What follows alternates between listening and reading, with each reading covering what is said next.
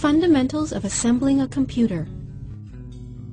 The following items will be needed for the PC assembly process: anti-static wrist strap and mat, toolkit, computer case with power supply, motherboard with manual, CPU and fan heatsink assembly, RAM, video card, hard drive with the appropriate cable, floppy drive with the appropriate cable, CD-ROM drive with the appropriate cable.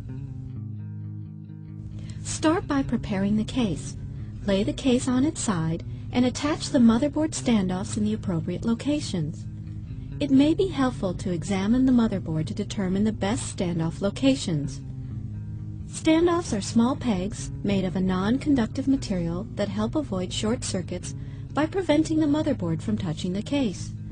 Once they are installed, temporarily move the case aside to work on the motherboard. Lay the motherboard down on the anti-static mat. Retrieve the CPU and locate pin 1. Line up pin 1 of the processor with the keyed corner of the socket on the motherboard. Once lined up properly, the CPU should rest in the socket without any force. After the CPU is seated, adjust the socket lever until it is in a locked position.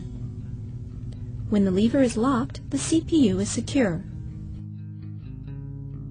Once the processor is secure, attach the heatsink fan assembly using as little force as possible so as not to damage the processor.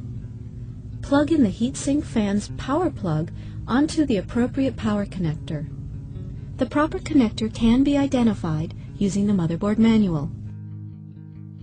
Now install the memory. It may be a good idea to consult the motherboard manual as to which slot the RAM should be installed. Take the memory and line it up with the socket. Slowly seat the memory into the socket. It may help to rock the memory into the socket until secure by gently pushing alternately on the ends of the chip. The motherboard is now ready to be installed in the case. Align the motherboard with the standoffs and set it in the case. The motherboard may need to be pushed back slightly against the I/O plate to get it to line up correctly. Once the motherboard is seated, use the proper screws to secure it to the case. Now connect the front panel LEDs to the motherboard. The proper location for each LED plug should be outlined in the motherboard's manual. Position the computer case so that it is easy to gain access to the drive bays. Locate an empty 3.5-inch bay and push out that bay's cover. Retrieve the floppy drive and line it up with the open bay. Slide it in until the front of the drive lines up with the front of the computer case. Select the screws that are designated for the floppy drive and screw them in both sides. Now retrieve the hard drive and make sure the jumper is set to the master setting. Now line it up with the lower 3.5-inch bay and slide the hard drive in until the screw holes line up with the case rails. Select the proper screws and secure the hard drive to the case. Locate the 5.25-inch bay to be used for the CD-ROM. Reach into the bay and push out the cover for this bay. Retrieve the CD-ROM and make sure the jumper on the back of the drive is set to cable select. Now slide it in from the front of the case. Push it back until it is flush with the front of the case. Select the correct screws and secure the CD-ROM to the case. Locate the proper ribbon cable for the floppy drive. Attach the end with the twist to the back of the floppy drive. Take the other end and connect it to the floppy connector on the motherboard. Make sure pin 1 lines up with the proper pin on the motherboard connector. Retrieve the ribbon cable for the CD-ROM drive. Attach one end of the ribbon cable to the back of the CD-ROM.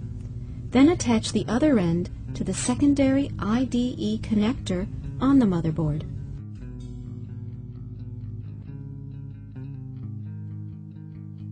Retrieve the ribbon cable for the hard drive. Attach one end of the ribbon cable to the back of the hard drive. Then attach the other end to the primary IDE connector on the motherboard.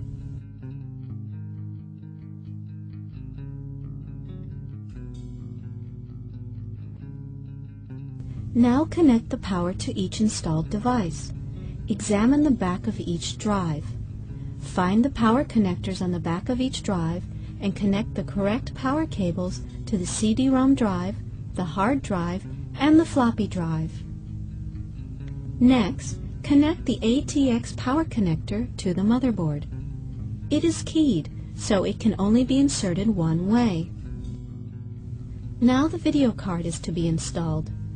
Prepare the expansion slot for the video card by removing the slot cover. Retrieve the video card and insert it into the appropriate slot. If necessary, rock it gently until it is seated in the slot. After the video card is seated, line up the hole in the video card bracket with its corresponding hole in the computer case. Use a case screw to secure the video card to the computer case. The PC is now ready to be booted up for the first time. However, before closing the case, go over everything that has been installed and make sure all connections are secure. Close the cover and secure it with the provided screws.